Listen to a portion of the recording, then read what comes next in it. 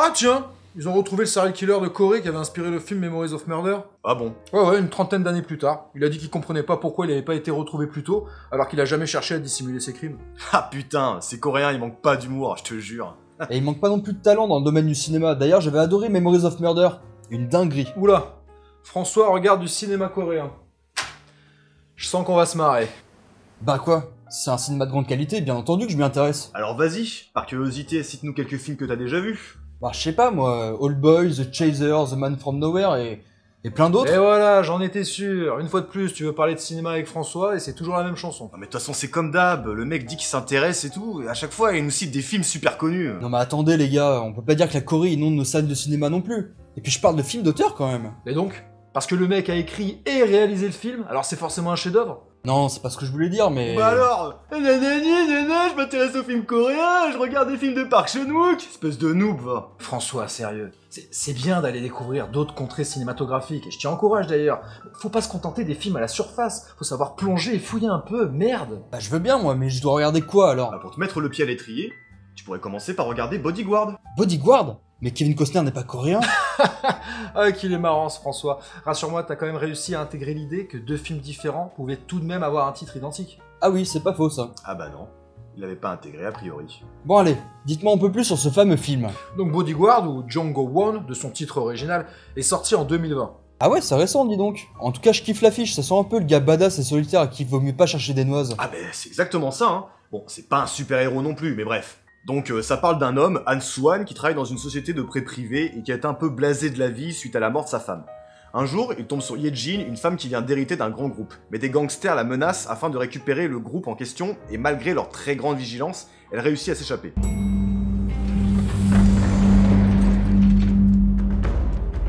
Pendant qu'elle se fait poursuivre, Soo-han intervient et décide de l'aider en la cachant chez lui.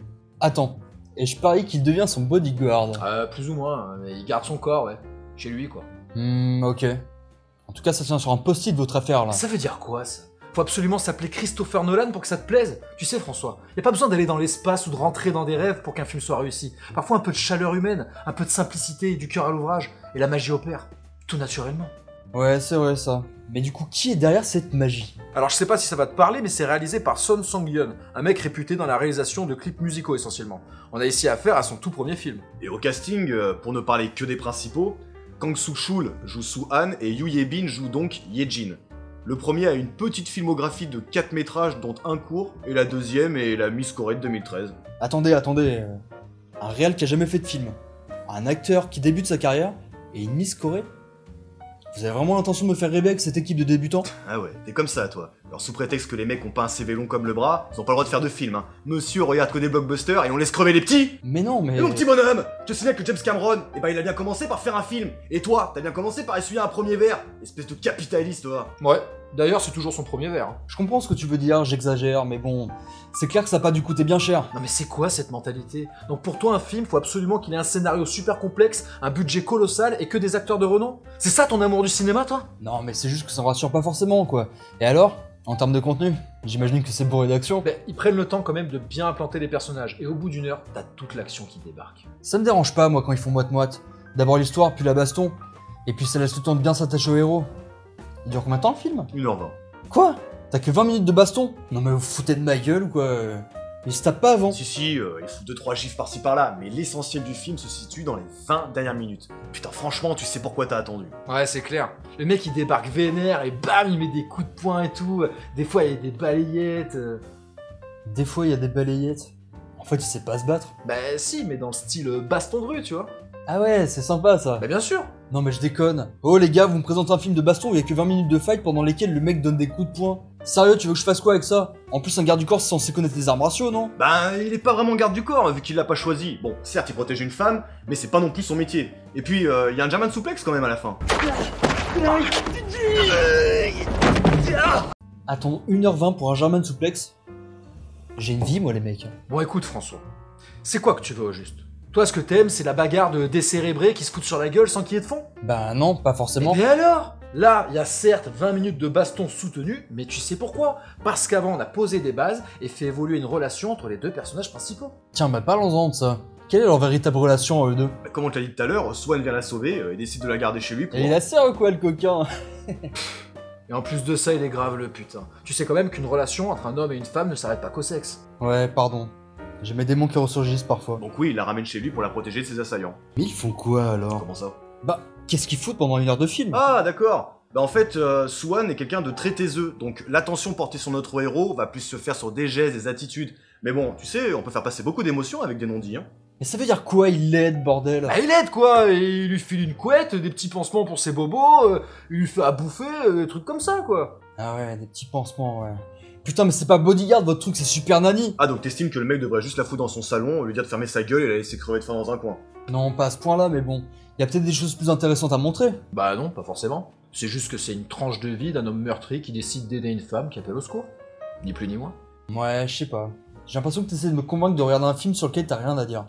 Et c'est pas bon signe quand on a rien à dire. Rien à redire plutôt, quand c'est juste parfait. Et en effet, y a rien à dire, quand y a rien à redire. Non mais François, honnêtement, est-ce que tu crois que parce que t'as maté Parasite en noir et blanc, ça fait de toi un cinéphile? Ah non, non, j'ai pas cette prétention. Alors tu bois nos paroles, s'il te plaît. Pendant qu'on boit ton whisky.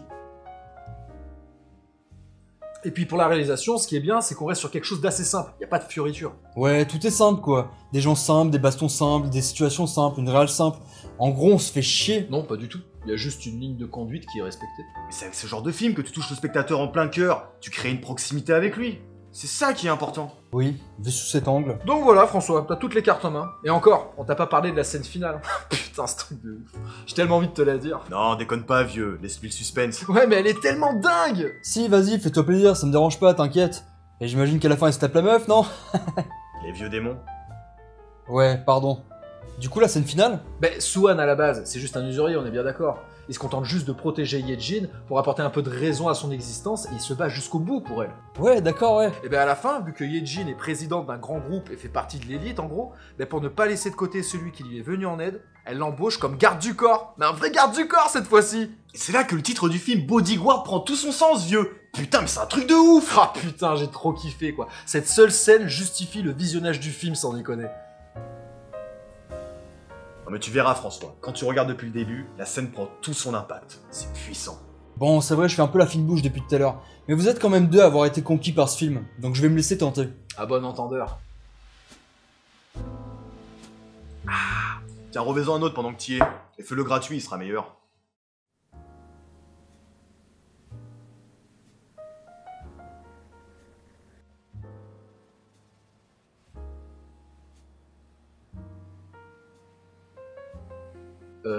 François?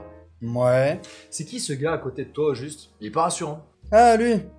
C'est mon garde du corps. Attends mec, mais ton garde du corps? T'as jamais eu de problème avant dans ton bar. Et en plus t'es pas une star, donc je vois pas l'intérêt. Ah non, rien à voir avec ça. Sa seule mission est de défoncer la gueule à tous ceux qui oseraient me conseiller des films de merde. Ah bon, entendeur.